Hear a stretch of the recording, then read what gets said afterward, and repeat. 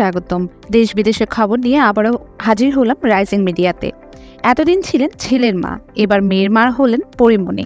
ছেলের বয়স এখনো 2 বছর পূর্ণ হয়নি, তার আগেই এবার কন্যা সন্তানের মা হয়েছেন চিত্রনায়িকা পরিমণি। মা দিবসের ঠিক আগে এমন সুখবর দিলেন নায়িকা নিজেই। পরিমণির মেয়ের বয়স 6 দিন, তাকে দত্তক নিয়েছেন তিনি, নাম রেখেছেন সাফিরা সুলতানা প্রিয়ম।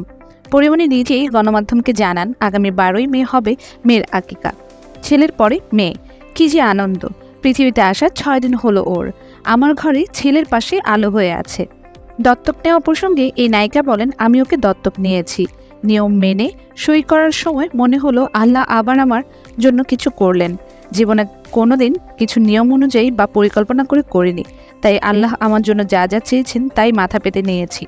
ও পরীর মতোই আমার কোলে চলে এলো। কোলে যখন নেই মনে হয় আমার নাভি কেটেই ও এসেছে। মেয়ে দত্তক নেওয়ার খবর জানালেও এখনও তার ছবি প্রকাশ করতে চান না। জানিয়ে পরিমণি বলেছেন, ওর ছবি এখন দিচ্ছি না, কেউ রাগ করবেন না, মা তো আর কিছুদিন যাক। পরিমণি বলেন, আমি যা মন থেকে চাই তাই করি। কে কি বললো সেসব নিয়ে কোনোদিন ভাবিনি এবং তা নিয়ে আমার কোনো মাথা ব্যথাও নেই। কে বলেছে বাবা ছাড়া সন্তান মানুষ করা যায় না? কে বলেছে জন্ম দেওয়া বাবা মা ছাড়া সন্তান মানুষ হয় না? এই সব নিয়ম সমাজের তৈরি। এই তো আর কয়েকদিনের মধ্যেই মাতৃদিবস নিয়ে হইচই হবে, কিন্তু সেখানেও তো পিতৃতন্ত্রে আদলে তৈরি করা মেয়েদের জয়গান। তিনি আরও বলেন, কাজ আর সন্তানদের নিয়ে বাঁচব আমি।